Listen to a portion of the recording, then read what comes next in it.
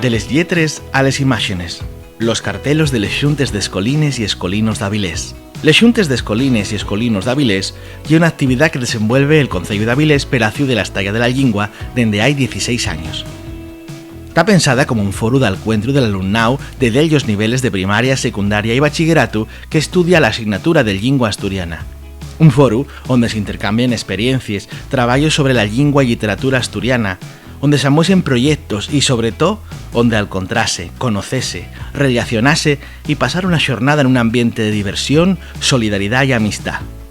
10 de esos 16 años, Miguel Solís Santos aportó la su obra pictórica en forma de cartelos anunciadores de cada xunta, con la temática que cada año tenía la Selmana de les Lletres Asturianes, la música, el teatro, el cómic y diferentes escritores en llingua asturiana a lo largo de los siglos.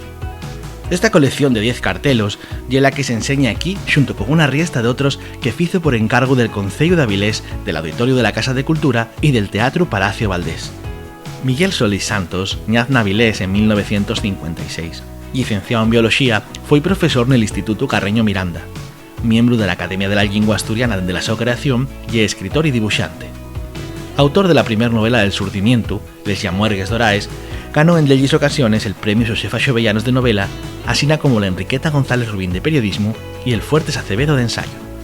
Autor de novelas juveniles e infantiles, destaca también como dibujante y guionista de delles historias ilustraes, donde destaca La Historia d'Avilés, con delles ediciones asolellaes. Colaborador en periódicos asturianos y varias revistas, destaca también como cartelista de eventos, con un estilo bien característico.